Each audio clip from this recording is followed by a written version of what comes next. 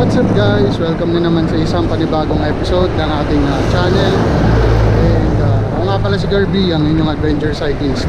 And dito sa video na to, samahan niyo ako papasok sa aking OJT sa isang hotel dito sa Mandaluyong. So tara, let's go!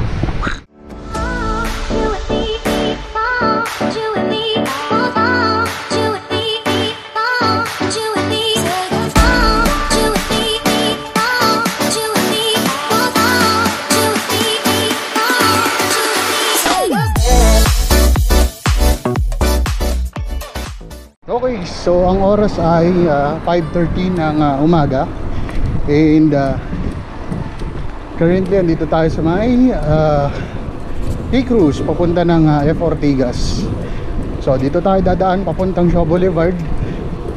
And ayun, dire-diretso lang muna tayo hanggang 9 de Febrero. So tara, let's go!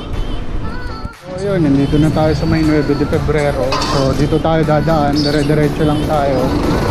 And sa bandang gitna nito meron tayong lilikuan na shortcut papunta ng hotel na pinapasukan ko ngayon as OJT. So ayun, quick backstory lang. Itong nakaraang September kasi nag-apply ako as housekeeping na student dito sa Mandaluyong Manpower Technical and Vocational Center dito sa amin, na nagbibigay ng mga kursong libre. And yun nga, so nakapag-enroll tayo and nakapasok. So yung first 2 months namin, bale ano siya, more on lessons and actual exams para sa housekeeping na course. So ayun, so since natapos na namin yung lessons, meron naman kaming binubuno ngayon na 200 hours para sa namin, OJT, para syempre maka-graduate and makapag din sa TESDA NC2 assessment. So ayun, yun yung backstory kung bakit tayo nag-OJT ngayon. So meron kasi tayong mga plans in the future na pwede natin magamit yung TESDA NC2 natin, certificate. So kaya nag-apply tayo. Meron pa tayong ibang mga course na a-applyan sa TESDA, pero tapusin muna natin itong nauna nating course, which is yung housekeeping.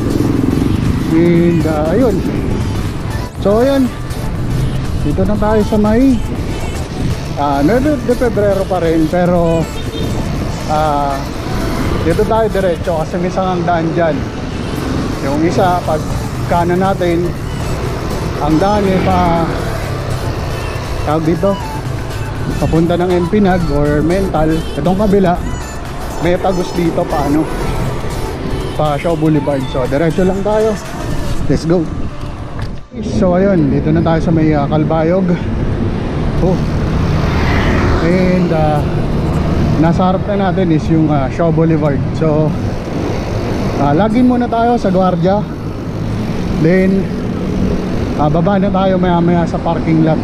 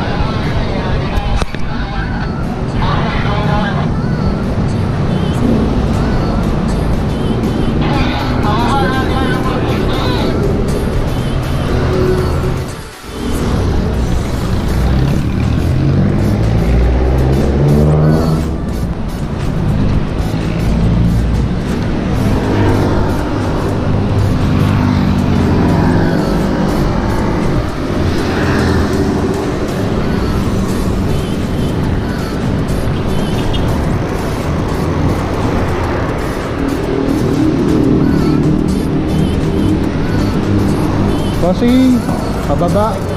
May paakyat? Sige. Tayin ko na lang.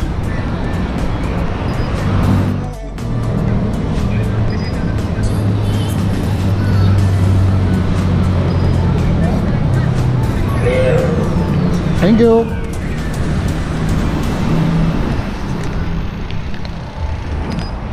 Okay, so yun, pababa na tayo ng parking.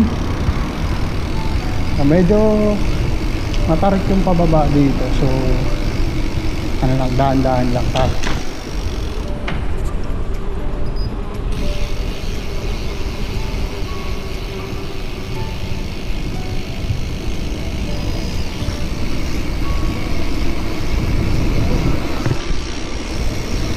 Basement 2.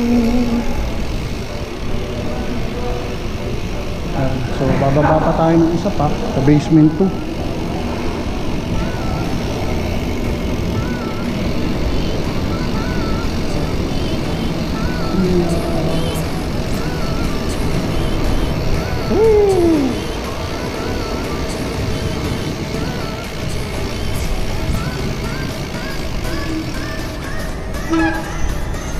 That's it.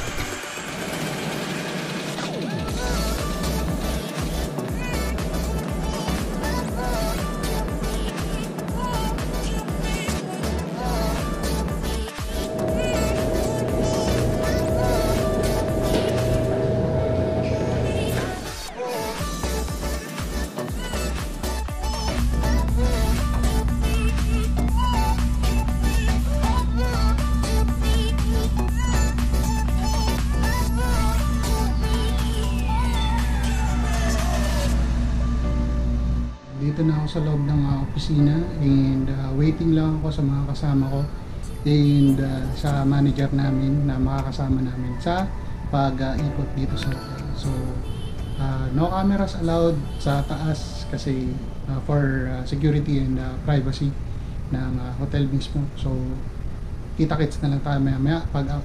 Let's go.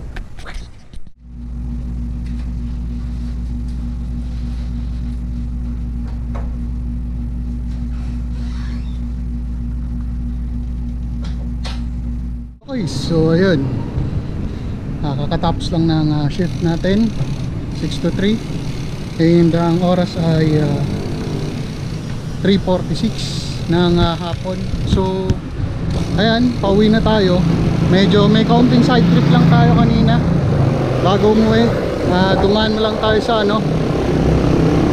Robinson sa Bridgetown, kung saan hinanap natin yung isa sa mga tawag dito, recruitment hub ng ina-applyan din nating trabaho, which is isa na namang BPO. So ayun, wala sila ngayon dahil mag-holiday. So ending, balik tayo dito and uwi na. So ayun lang, yun lang muna dito sa video na to, ang aking isang araw na na-share sa inyo kung saan ako ay pumapasok bilang housekeeper. So kita-kits next time. See you guys.